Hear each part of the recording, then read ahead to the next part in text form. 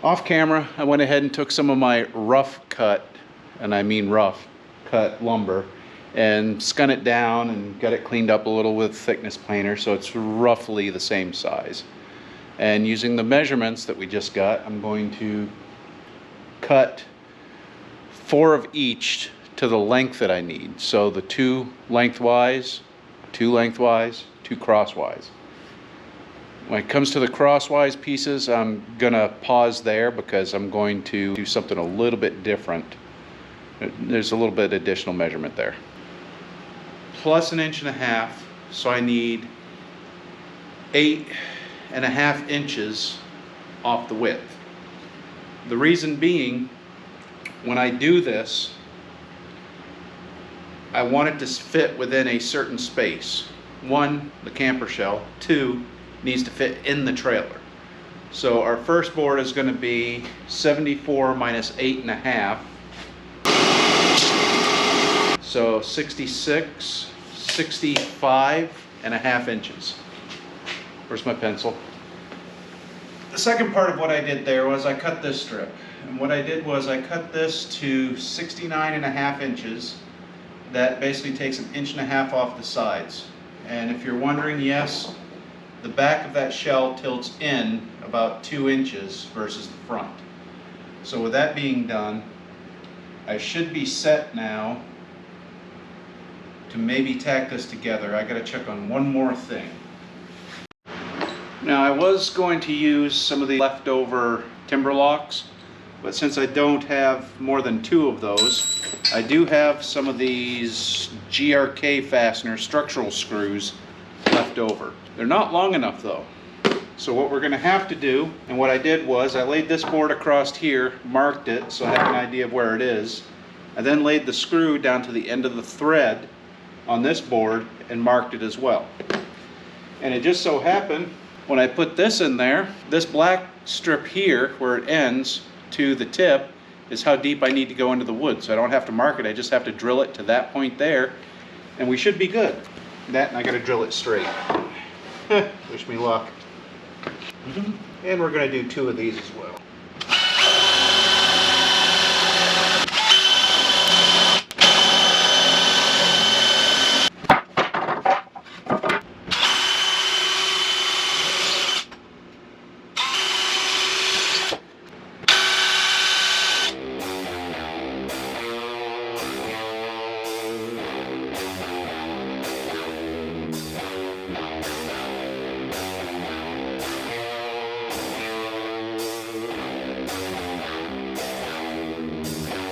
After the battery died, I went ahead and cross-drilled the other 2, as well as I screwed together corner pieces. I'll show you how I'm going to use these in just a minute.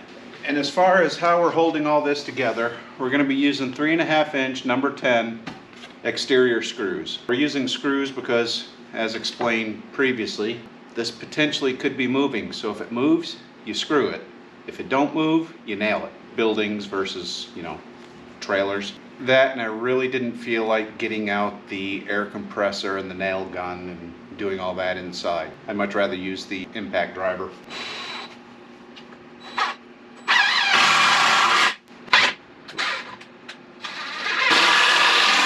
Now as far as spacing, I'm basically setting it about 20 inches on center. About, because, well, it's 82 inches. That means half of 82 is 40. This is 82, right? Yeah. So we'll do 41, and then half of 41 is 20.5. 20.5 plus 41 is 61.5. And then we'll stick one on the end.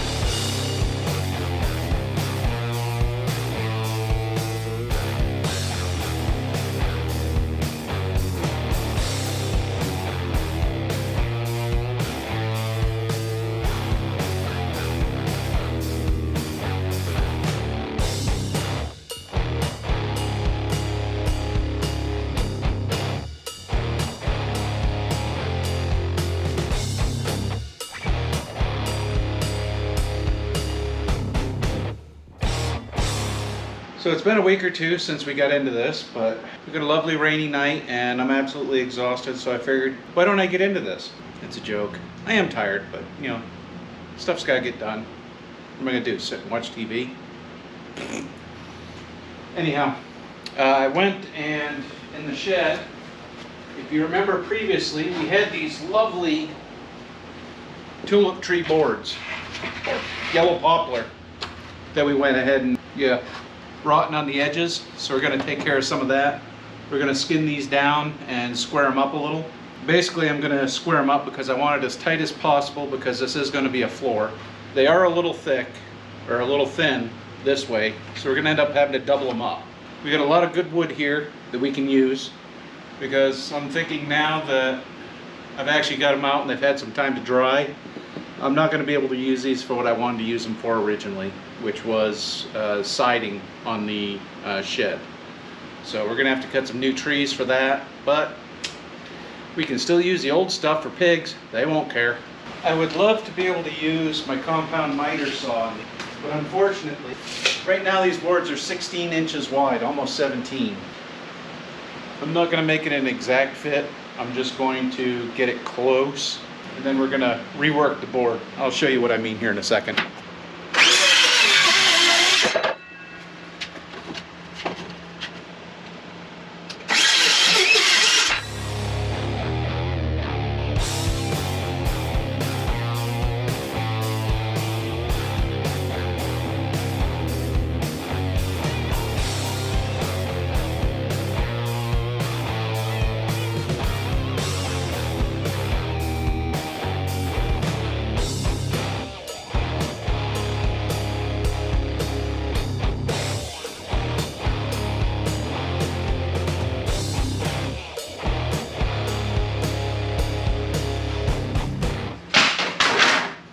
Let's do 3 or 4 of these. Well, at this point, if you can't tell, it's raining out. Not that it matters. But what I'm going to do now is my top end is tilting out a little, which is actually my bottom. So I'm going to use a ratchet strap to bring it in so that both of them are the same distance apart. I've got the bottom nailed down, but I don't want to nail the top down because, well, I'm about to screw some boards into it.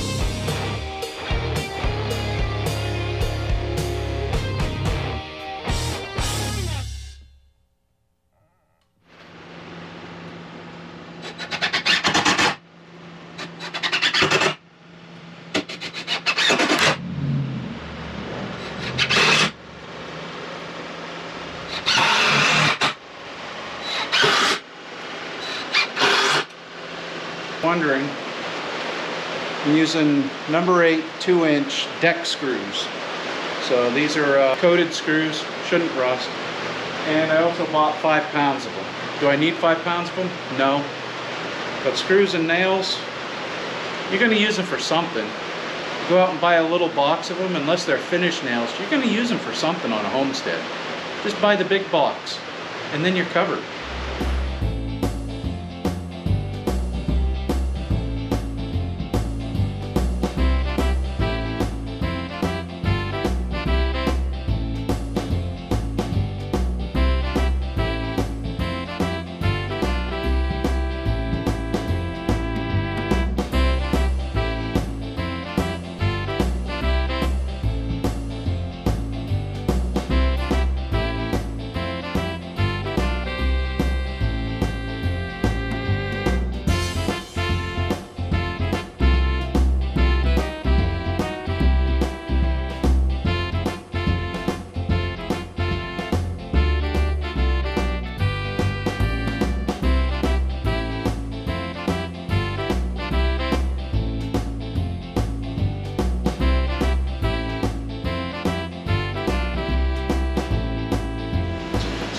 feel obligated to point out at this point that even though we're both out here and the baby's not, Hun has the baby monitor up on the treadmill because the baby's sleeping right now. So she's getting a little workout in, I'm getting a little work done, and it's all good. Baby's fine. And side note also, the treadmill was free. It was going to get thrown away at one of the job sites I was working at. It cost me $24 to fix it. Needed the key. Hun loves it. I had to stand it up because of the other projects going on. But down below me here, you can see some rather ugly 4x4s. These are the best of the ones I could pull out of the pile. We're going to go ahead and cut these down so that we can make some runners, as well as, I'm concerned that is not going to be enough to support the weight of a pig. I'm going to go ahead, get some measurements. I'm just running the magnet mount today because, well, time. But we got a couple other things in here. We might be able to stick this to it. Let's see what happens when we do this. All right, we got ears. Say cheers. So down to 11.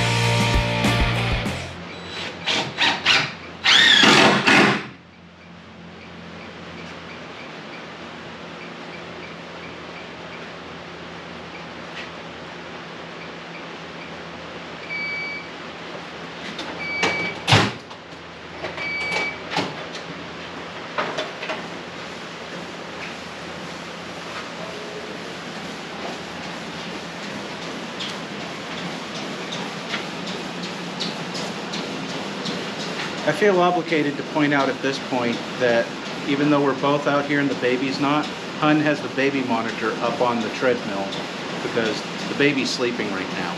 So she's getting a little workout in, I'm getting a little work done, and it's all good. Baby's fine. And side note also,